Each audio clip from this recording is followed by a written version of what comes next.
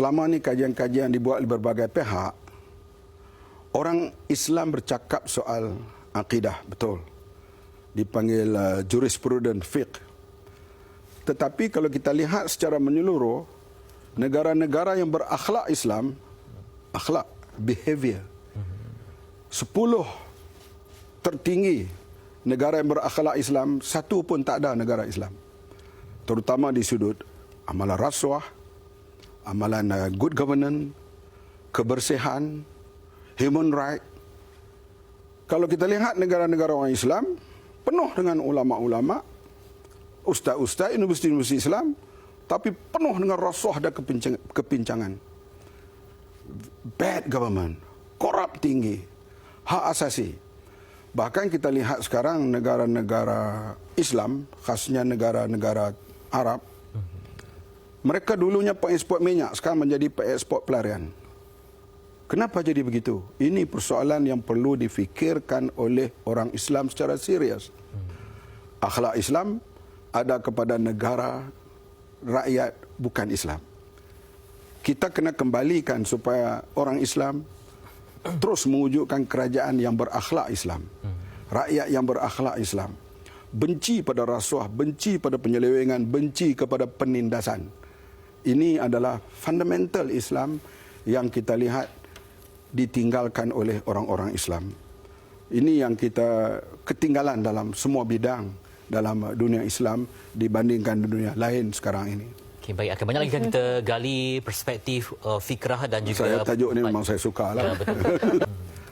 Kalau kita lihat sejarah Al-Quran, saya yakin juga dalam kitab Bible dan juga Torah menceritakan kuasa-kuasa yang terdahulu. Pernah kuasa yang paling besar menguasai di atas muka bumi ini, Namrud di zaman Babylon, yang membuat Hanging Garden, dan panglima perangnya Nebuchadnezzar yang cukup terkenal. Kemudian masa itu zaman Nabi Ibrahim AS. Kemudian kerajaan Namrud tak berapa lama tumbang atas sebab-sebab tertentu. Naik pula kerajaan Firaun, Farouk, yang cukup terkenal dengan piramidnya, dan menghadapi pada waktu itu Nabi Musa, Nabi Harun, Nabi Yusuf dan sebagainya. Dan dia sampai menggelarkan kuasanya begitu hebat sampai dia menyebut ana rabbukumul a'la. Artinya dialah Tuhan yang paling tinggi. Artinya di situ ialah paling berkuasa. Tak lama lepas itu kerajaannya tumbang. Naik pula kerajaan Rom. Kerajaan Rom ni cukup terkenal dengan Byzantiumnya dan memang cukup berpengaruh. Kalau kita pergi ke Rom sekarang, kita boleh lihat kesan besarnya pemerintahan mereka dahulu.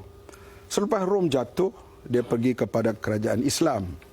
Morocco sampai Merauke, dan kerajaan Islam begitu hebat dengan tamadunnya, terutama membawa civilization ke Eropah melalui pemerintahan Andalusia dan sebagainya.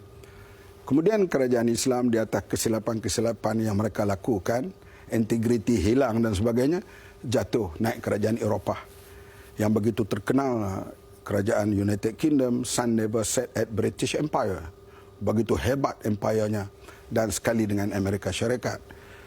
Sekarang kita berada di zaman transisi. Kuasa Europe dan kuasa Amerika mula decline sekarang. Mau tidak mau, the new power sedang muncul, iaitu China. China dengan kekuatan rakyat, ekonomi, middle class-nya yang ramai, dan sekarang dia sampai ke peringkat bertarung dalam cyber war dengan US dan juga dengan kuasa-kuasa Eropah yang lain, dan China akan muncul.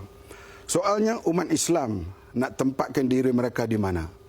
Adakah bersama dengan perubahan dunia ataupun tenggelam dengan kancah pergaduhan? Apa yang berlaku di Timur Tengah sekarang ini, inilah yang berlaku di Eropah 100 tahun, 150 tahun dahulu. Peperangan sama sendiri yang menyebabkan puluhan juta rakyat Eropah meninggal dunia. Mereka selesaikan masalah mereka selepas Perang Dunia Kedua. Tetapi perangai yang berlaku di Eropah itu sekarang berada di negara orang Islam, khasnya di negara-negara Arab. Kita berbangga di ASEAN ini kita ada 10 negara. 3 negara majoriti orang Islam, yaitu Brunei, Malaysia, Indonesia. 7 negara lagi majoriti bukan Islam. Tetapi negara ASEAN kita boleh berunding, boleh berbincang, boleh berbahas, boleh convention, boleh seminar. Negara Arab, mereka satu bahasa, satu agama, asyik bertelingkah dan berperang sesama sendiri.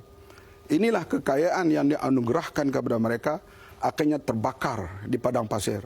Dan tidak membawa satu kekuatan dan civilized kepada orang Islam. Dan perkara ini perlu disedari supaya orang Islam memperbaiki keadaan mereka dan bersama dengan perubahan yang sedang berlaku ini. Kalau tidak, kita akan tercorot ke belakang.